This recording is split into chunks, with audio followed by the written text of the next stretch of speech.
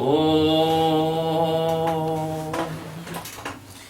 मंगलम भगवान विष्णु मंगलम गरुड़ध्वजः मंगलम पुंडरीकाक्ष मंगलायतनो हरि। रामः भजामि रामः स्मरामि रामः नमामि रामस्य दासो अहम्। आज श्रीमद् वाल्मीकि रामायण के बालकांड के 19 मतलब 19। 51 शब्द का मतलब है एक कम, विंश मतलब 20। 51 सर्गा विश्वामित्र के मुख से श्री राम को साथ ले जाने की मांग सुनकर राजा दशरथ का दुखित और मूर्छित होना। तच्छ्रुत्वा राजसिंहस्य वाक्यमद्भुत विस्तरम् हृष्टरोमा महातेजा विश्वामित्रो अभ्यभाषतः। तत्श्रुत्वा यह सुनकर राजसिंहस्य नृपसिंह महाराज दशरथ का ये अद्भुत विस्तार युक्त वचन सुनकर तेजस्वी महातेजस्वी विश्वामित्र पुलकित हो उठे, प्रसन्न हो गए और इस प्रकार से बोले। क्या बोलते हैं? सदृशं राजसा दुर्लभ तवेव भुवि न्यान्यतः महावंश प्रसूतस्य वसिष्ठ व्यपदेशिनः। राज सिंह, ये बातें आपके ही योग्य, मतलब आप ही इतने श्रेष्ठ हो कि ऐसी बात कह सकते हो। इस पृथ्वी पर दूसरे के मुख से ऐसे उदार वचन निकलने की संभावना नहीं है। क्यों ना हो, आप महान कुल में उत्पन्न हैं और वशिष्ठ जैसे महर्षि आपके उपदेशक हैं। यत्तु मे हृदगतं वाक्यं तस्य कार्यस्य निश्चयं कुरुध्व राजसादुर्ल भव सत्य प्रतिश्रवः। अच्छा, अब जो बात मेरे हृदय में उसे सुनिए। नृपश्रेष्ठ, सुनकर उस कार्य को अवश्य पूर्ण करने का निश्चय कीजिए। आपने मेरा कार्य सिद्ध करने की प्रतिज्ञा की है, इस प्रतिज्ञा को सत्य करके दिखलाइए। ये जो आपने मेरे कार्य करने की प्रतिज्ञा की है, इस प्रतिज्ञा को आप सत्य करके दिखलाइए।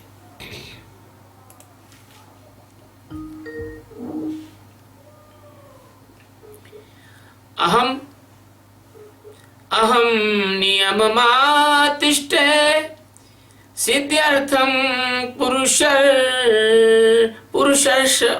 पुरुषर्षभ तस्य विघ्नकारो द्वैतु राक्षसो कामरूपिणो। पुरुष प्रवर, मैं सिद्धि के लिए एक नियम का अनुष्ठान करता हूं। उसमें इच्छानुसार रूप धारण करने वाले दो राक्षस विघ्न डाल रहे हैं। वृते तु बहुशश्चीर्णे समाप्त्यां राक्षसा विभो मारीचस्य सुबाहुश्च वीर्यवन्तो सुशिक्षितो। मेरे इस नियम का अधिकांश कार्य पूरा हो चुका है। अब उसकी समाप्ति के समय ये वे जो दो राक्षस हैं वो आधम के आ गए। उन्होंने क्या किया? राक्षसों ने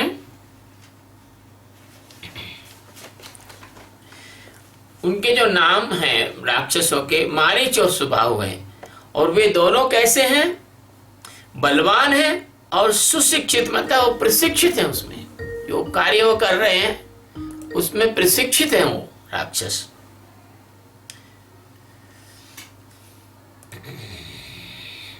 उस कार्य में वो प्रशिक्षित हैं। तो ये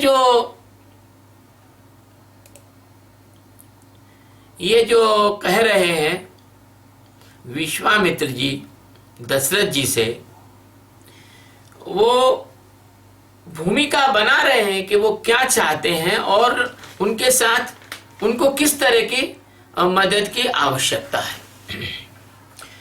तो मासरुधिरोषेण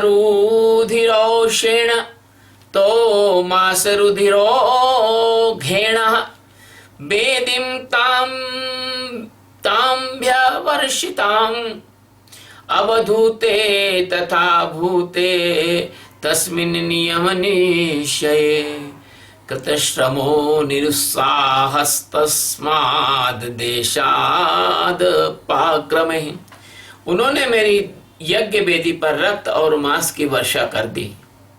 इस प्रकार उस समाप्त प्राय नियम में विघ्न पड़ जाने के कारण मेरा परिश्रम व्यर्थ चला गया और मैं उत्साहहीन होकर उस स्थान से चला आया।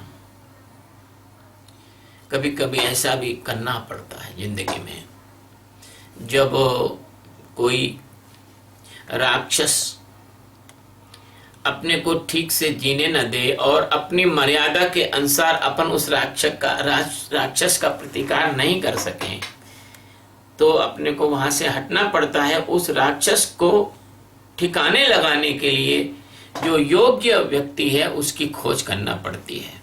जैसे चाणक्य ने चंद्रगुप्त की खोज की, जैसे विश्वामित्र जी ने भगवान राम और लक्ष्मण की खोज की, जैसे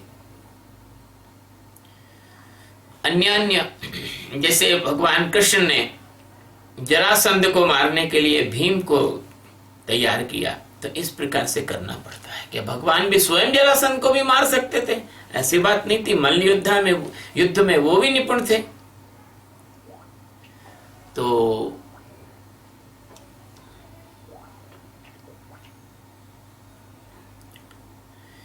न च मे क्रोधमुत्रष्टुं बुद्धिर्भवति पार्थिव पृथ्वीना पार्थिव। हे पृथ्वीनाथ, उनके ऊपर अपने क्रोध का प्रयोग करूं, उन्हें श्राप दे दूं, ऐसा विचार भी मेरे मन में नहीं आता है। उसका कारण है कि वो विचार मन में क्यों नहीं आता है। आगे के श्लोक में आपको बताएंगे कि वो विचार उनके मन में क्यों नहीं आ रहा है।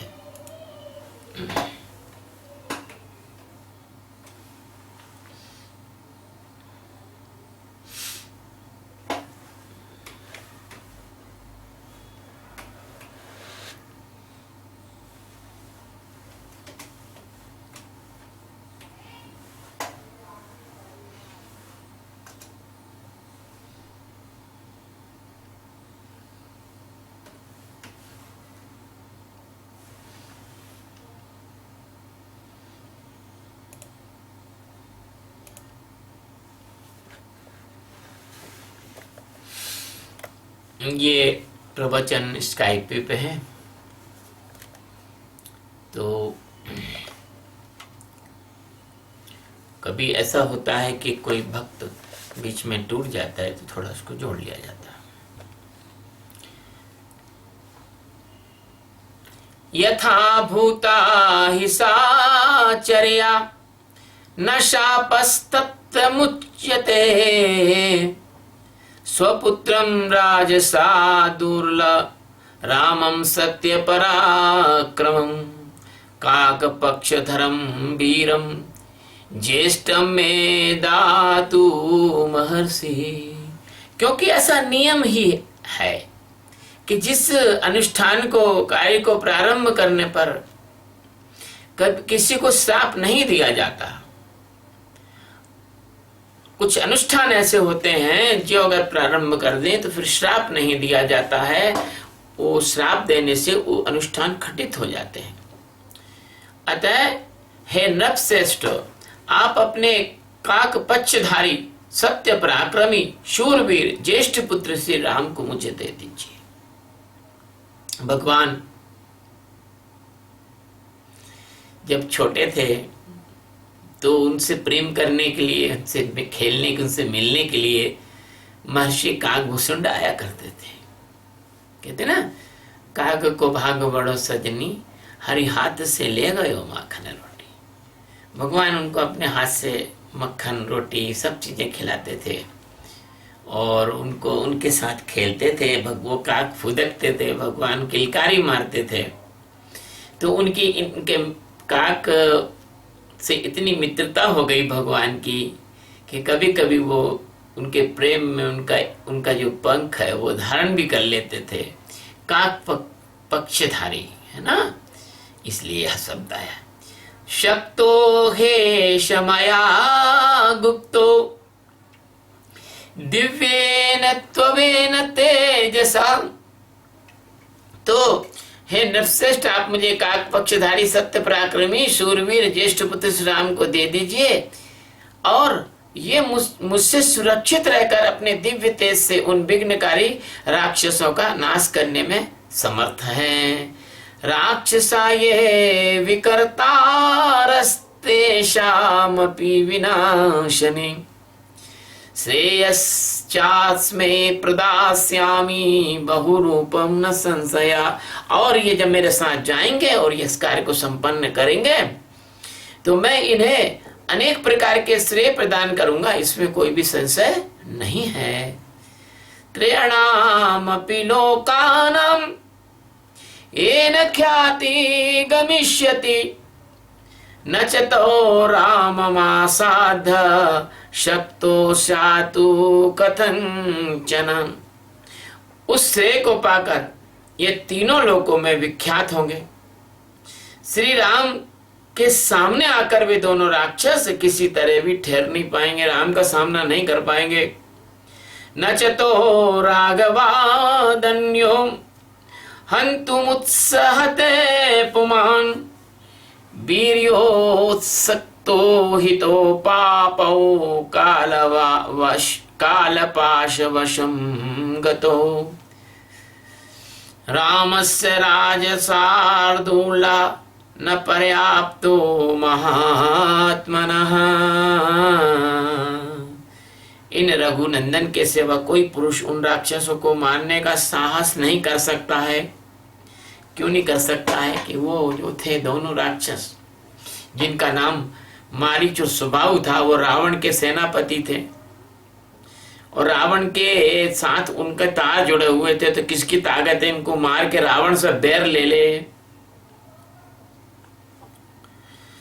तो नरश्रेष्ठ अपने बल का घमंड रखने वाले ये दोनों पापी निशाचर काल पास के अधीन हो गए, मतलब इनकी मृत्यु निकट आ ही गई है।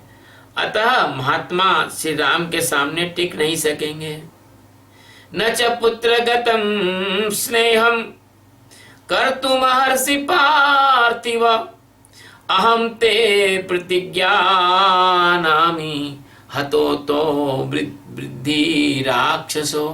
भूपाल, आप पुत्र विषयक स्नेह को सामने न लाइए। मैं आपसे प्रतिज्ञा पूर्वक कहता हूं कि उन दोनों राक्षसों को इनके हाथों से मरा हुआ ही समझिए। ऐसा मत सोचिए आपके मैं आपके पुत्र को ले जा रहा हूं तो आपके पुत्र को खतरा हो जाएगा। और आप इस प्रकार से पुत्रों के स्नेह के कारण यदि नहीं भेजेंगे तो ये ठीक नहीं है। आप इसको मत लाइए और आप निश्चिंत रहिए। मैं प्रतिज्ञा पूर्वक कह रहा हूं, मतलब उनका वचन कभी असत्य नहीं होता था, ना विश्वामित्र जी का और ना वशिष्ठ जी का, ना किसी ऋषि मुनि का। अहम वेद्मि महात्मानं रामं सत्य पराक्रमम् वसिष्ठो अपि महातेजा ये चेमे तपसी स्थितः। सत्य पराक्रमी महात्मा श्री राम क्या है ये मैं जानता हूं। अब उन्होंने बात को थोड़ी खोल के बताई है। हालांकि पिता अपने पुत्र को हमेशा नाजुक कोमल और ये सोचता है कि मैं मेरे पुत्र की रक्षा कर लूं। पिता को पता नहीं उसका पुत्र कितना बलवान है और पिता अपने पुत्र को हमेशा यही सोचता है कि नहीं ये थोड़ा और जान ले और ज्ञानी बन जाए और ताकतवर बन जाए, क्योंकि स्नेह होता है माता पिता का। लेकिन आजकल पुत्र क्या सोचते हैं, आता जाता भले ना हो उन्हें, लेकिन वो सोचते हैं कि हम तो पिता से भी ज्यादा योग्य हो गए हैं और हम पिता को अब हमारी बात मानना चाहिए, जबकि पहले ऐसा नहीं होता था। भगवान राम ने कभी अपने आप को अपने पिता से योग्य नहीं माना। यही तुम समाज में गलती कर रहे हो, मूल में भूल कर रहे हो। यदि ते धर्मलाभं तो यशश्च परमं भुवि स्थिरमिच्छसि राजेंद्र रामं ते दातुमहर्षि। राजेंद्र, यदि आप इस भूमंडल में, हाँ, तो उन्होंने क्या कहा कि महातेजस्वी वशिष्ठ जी और ये अन्य तपस्वी भी जानते हैं, मैं भी जानता हूं और ये भी जानते हैं। तो राजेंद्र है, राजाओं के इंद्र, यदि आप इस भूमंडल में धर्म लाभ और उत्तम यश को स्थिर रखना चाहते हैं तो श्री राम जी को मुझे दे दीजिए, क्योंकि अगर आपने श्री राम जी को नहीं दिया तो ये आपके भूमंडल में यश स्थिर नहीं रहेगा। क्यों स्थिर नहीं रहेगा? इसका, जब सदगुरु ज्ञानी महात्मा कोई बात कहते हैं तो उसके पीछे बहुत रहस्य छिपा रहता है। बताइए, यदि भगवान राम और लक्ष्मण वशिष्ठ जी के साथ नहीं जाए, विश्वामित्र जी के साथ नहीं जाते तो क्या होता? ना तो इनका वध होता, मारीच का सुबाहु का वध होता। मारीच तो क्या सागर के पार ही फेंक दिया उन्होंने बिना फर के बाण के। ना जो है ताड़का का वध होता, ना अहिल्या का उद्धार होता, ना जनक नंदिनी सीता के साथ उनका विवाह संभव होता। बताइए, इसलिए सदगुरु अगर किसी बात को कहें तो उस बात को मान लेना चाहिए, क्योंकि वो आपके भाग्य की चाबी खोल रहे हैं, आपके भाग्य का ताला खोल रहे हैं। वो भाग्य की चाबी है सदगुरु के हाथ में। तो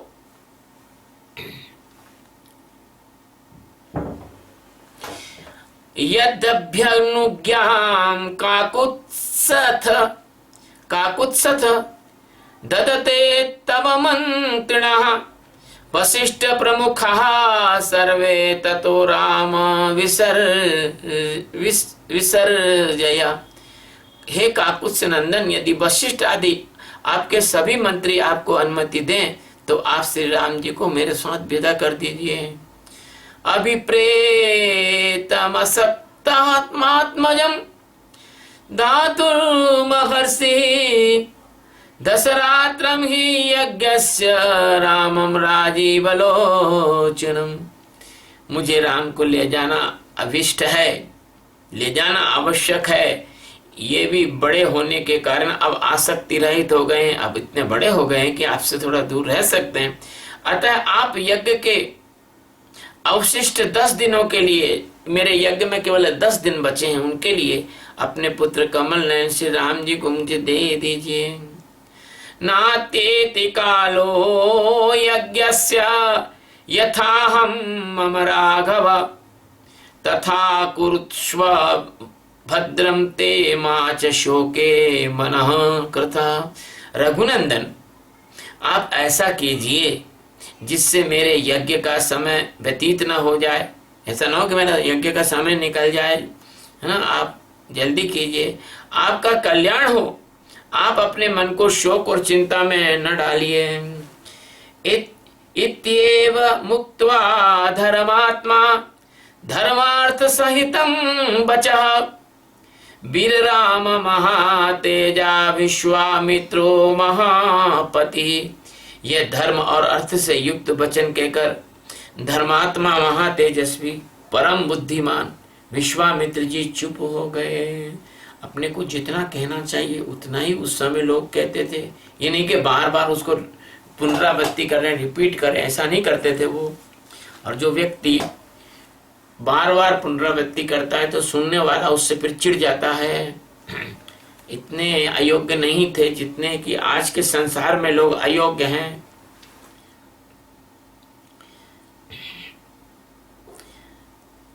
सा तन्नी शम्य राजेंद्रो विश्वामित्र वचः शुभम शोके न महता विष्टश्चचालाच मुमोह च। विश्वामित्र का यह शुभ वचन सुनकर महाराज दशरथ को पुत्र वियोग की आशंका से महान दुख हुआ। वे उससे पीड़ित हो सहसा कांप उठे और बेहोश हो गए, मूर्छित हो गए। लब्ध संज्ञस्तदोत्थाय व्यशीद भवान्वितः। थोड़ी देर बाद जब उनको होश हुआ तो वे भयभीत होकर विषाद करने लगे। इति हृदय मनोविदारणम मुनि वचनम तदतीव शुशुवान। नरपतिर्भवन महान महात्मा व्यथित मना प्रचचाल चासनात्। विश्वामित्र मुनि का वचन उनके हृदय और मन को विदीर्ण करने वाला था। उसे सुनकर उनके मन में बड़ी व्यथा हुई। वे महामनस्वी महाराज अपने आसन से विचलित हो मूर्छित हो गए। श्री राम जय राम जय जय राम। ये बहुत स्वाभाविक है, ऐसा नहीं है कि कोई एक ये देखो। एक बात, पहली बात तो ये कि उनको चतुर्थपन में मतलब वृद्धावस्था के नजदीक आने के पहले उनको पुत्र रत्न की प्राप्ति हुई थी, निसंतान थे तब तक वो। दूसरी बात ये कि भगवान राम का आकर्षण ही ऐसा था, एक बार जो राम का हो गया ना वो फिर किसी का नहीं हो सकता। राम का ऐसा है, जो अभी उनका नाम इतना प्यारा है तो वो सब साक्षात रहे होंगे तो कैसी स्थिति होगी। दो बात।